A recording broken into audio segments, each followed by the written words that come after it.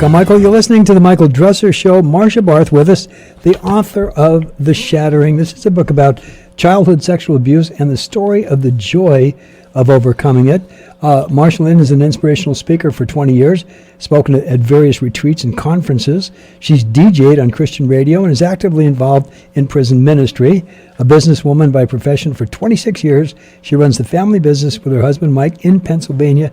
She's the mom of 2 children and she's got 5 grandsons. Marsha, hi, welcome to the show.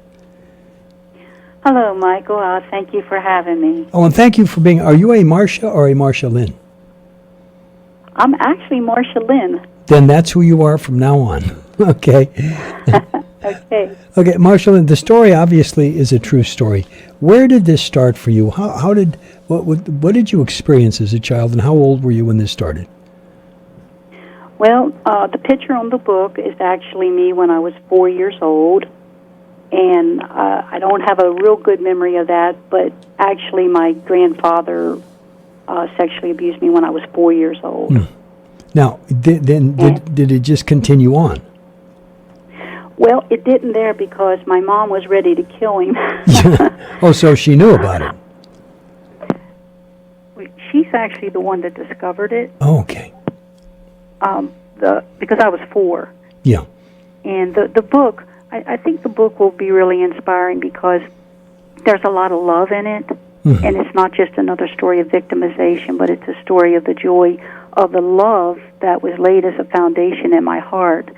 And it was my mom. See, we had no running water. I'm not that old, but in West Virginia, yeah. We had no running water. So my mom bathed us at night. Yeah. And she discovered it when she bathed me at that night. Now, by the way, I think one of the most important things with the book in and of itself is, and this is right from your press release, it says, it's a book that enables the reader to become the child, understand their fear, their shame, their guilt, the blame, and experience also the joy that comes in the beauty of restoration and overcoming in victory. But the point of contention is if you can't understand that child, if you can't relate to what that child is going through, how do you save the child? Exactly, and that's what I hope the book will do. The book will give, I wanted to reach 3 different people, this book. I have a sequel coming too, but this book will actually get people to deal with the reality of child sexual abuse. Because even today's society, it's still pushed under the rug. Sure.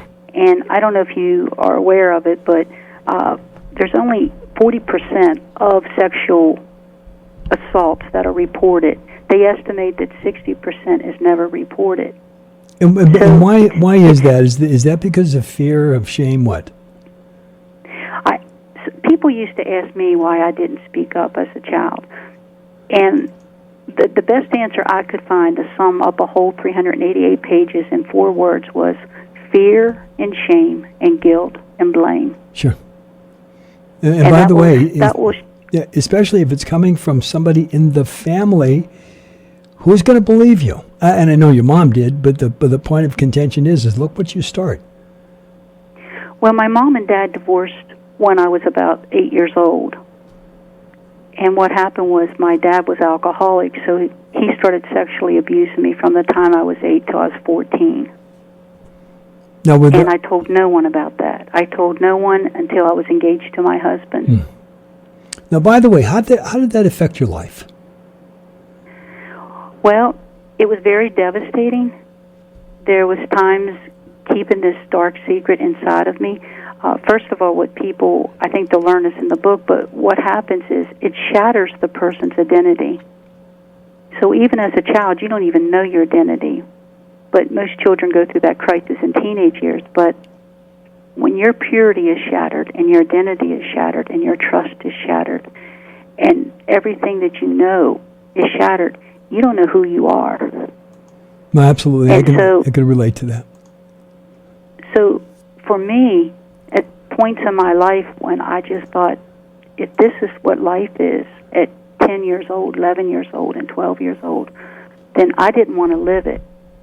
So I did think of committing suicide at different times. What stopped you? My dad, I give him credit for one thing. And a lot of people, when they read the book, they're not going to want to give him credit for anything. But he made us go to church. and we walked up a little dirt road. It's still a dirt road. And our Cocker Spaniels would follow behind me, and he'd wait at the door. It's a little country church in West Virginia.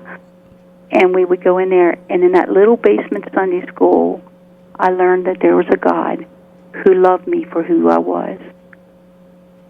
And that got in my heart. And no matter how bad I felt, or how dirty, or how shattered, there was this hope, this thread of hope, that I was more than that. And because I knew he loved me. How old were you when you realized that? The first time I was 5 years old. No, but when you realized, when you went to church, when you realized that you were loved, how old were you when that happened? The first time I was 5. Okay. The next time I was about 8.5. Because you forget from 5 to 8, and a lot in my life happened from 5 to 8. But I remember the exact day that I went up to that little altar, and I felt God's presence, and I felt like I was the most important thing to Him. And that's the key. And that kept me going. Okay. Now, when you go into the prisons with the ministry, it's the same thing, isn't it? It is very much. Statistics show that the majority of the women in the prison have suffered some kind of abuse or sexual abuse. Now, that doesn't justify them being there, and we never justify them being there. But it helps you understand why they have no identity and why they're so shattered. People say, why can't they make better choices? That's why. So we go in. I usually tell bits and pieces of my story, and I tell them that what has happened to them does not define who they are, and that they can be more than that, that they weren't created to wear green all their life. No. That's what they wear in Pennsylvania. Okay, but it really comes down. It's they themselves, maybe not sexual abuse, but in one way or shape or form they were abused, which got them there in the first place. Yes. So you're really dealing... A lot of that. A lot of it's bad choices. Well, and a lot of, not everyone that's been in prison has been abused. Some have had good lives and just blown the chances, but somewhere you either get them out of the loop of going out, coming back in, going out, and try to make a point that they have to make different choices, or you just let them go to the dogs, and I can't do that. No. And by the way, the word choice is a very important word. We could probably bring this up 1,000 times a day, but if you don't know you have choices, there's nowhere to go. And that's why you're out there, support groups like yourself, to let people know that there are alternatives, and there are people who, they get into trouble, or they're abused and they keep it quiet, and maybe they end up finishing their lives because of it, because they didn't know there was a choice out there. They didn't know there was an option, something that was an alternative for them. And if there's not people out there who have been through it and done that, probably the greatest thing that ever happened to you was the abuse that you got, because if it didn't happen, you would not be here right now, and you would not be helping the people you help. You're right with that. Yeah. And go ahead. I really do feel that people need a hope. The people that I deal with in and out, people that look like they even have it all together, the people that come up to me at book signings and you'd swear that they have every I dotted in their life, and they confide in you that this happened to me also. People think that abuse, especially child abuse or child sexual abuse, they think it doesn't affect you. But I've had people 30, 40, 60 years old tell me that they've kept this secret inside, and it's almost destroyed them. No, absolutely. They need a hope, and they need to know that they can overcome this, they can heal from it. The main thing is they need to know they can heal. Most people put it under the rug, and then they say, it's okay, that was in the past, that doesn't bother me anymore. But what's the hardest part? But all they get is a lumpy carpet, and they trip through life. Sure. They trip in their relationships, they trip in their hope, they trip in dealing with situations and issues and problems of their life. Now, there's many facets to this, but what's the hardest part in the overcoming process? I do a study. It's not in the book at all. The book is actually novel form.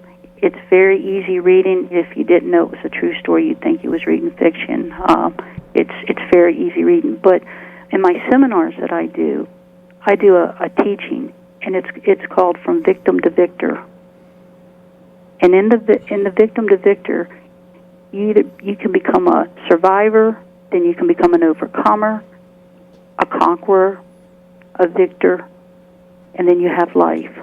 Or, getting into that choice thing you were talking about, you can become a survivor, you become a revenger, a retaliator, abuser, and you die inside. Now that's the choice, and you say where that choice originates is when we get hurt, we feel pain. And when we feel pain, I don't know about anybody who's ever slammed their finger in a door and said, "Wow, that was nice." But the minute you get hurt and you feel pain, you will feel anger. Sure. Whether it's physical or emotionally. So the choice you have right after that is, am I going to hang on to this anger spirit, or am I going to release it and let it go? And then the next step is, am I going to forgive that person, or am I going to hold on to unforgiveness? Because I have a right to. I have a right to be angry. I have a right not to forgive them. From there, I have to choose. I will choose either to hurt people or hurt myself, or I will help people and help others and help myself. And with that choice, I will either become a controller, or I will be surrendered to helping others and doing good. But all these stages are choices, and people have to work through. And I've done these seminars, and I ask the people, where are you stuck? Because you're always stuck somewhere in that, unless you're clear at the victor part. No, by the way, where was that? Somebody's always stuck, and it doesn't necessarily have to mean abuse. It could be anything. Exactly. But there's all kinds of abuse. There's emotional abuse. There's physical abuse. I've talked to girls that were actually sexually molested and said, this and this happened to me, but I don't really think I was molested. I don't think I'm really a victim. So some people, you've got to get them to the victim stage. Yeah. But then I have some people, you can't get them out of the victim stage. They're very comfortable staying there. Well, it's identity. When you really come down to it, somebody's got to notice me, and if the only thing I have that will make people notice me or stand up and talk to me is if I'm a victim, there's that aspect of it too. It is, but what's sad, Michael, is that it's a shattered identity that they've. Sure. And why not be whole? Look, in their case, let me qualify this. In their case, something is better than nothing. Now, I'm not saying that that's a good thing, and that's how I think. But you're exactly right. Yeah, we've got to step outside of ourselves and think the way they think. But there's got to be. I do. Yeah, I know you do. That's why I was going to come up with the next thing. How do you get into that? How do you get them, when you've got, quote unquote, the victim, how do you get into their space and help them move through? Usually what I do when I talk to every one of them, a lot of people have read the book, so they know where I've come from. But if I'm talking to someone like at prison and they don't know, I'll pick a story. I'll share a story. Wherever they're relating to me, I'll pick a story out of my heart that relates closest to that, and I'll share, so that it puts me on their level. Yeah. So that they know that I do know how they feel. I know what it's like to feel like life isn't worth living. I know what it's like to feel shattered and that your life is worthless. Yeah. And then once you get them there, see, Michael, people have to deal to heal to feel again. And the hardest part is getting them to deal. Yeah. Oh, it's got to be. It's got to be. That has got to be really the hardest part, to be able to face it and to work with it. Now, we're starting to run out of time, so let me ask you this. Website we can find you at, and to get the book. If anyone Googles Marsha Barth, MARSHA amazingly everything comes up. But you can also, if you don't want to do that, you can put marshabarth.tate, Tate, author.com.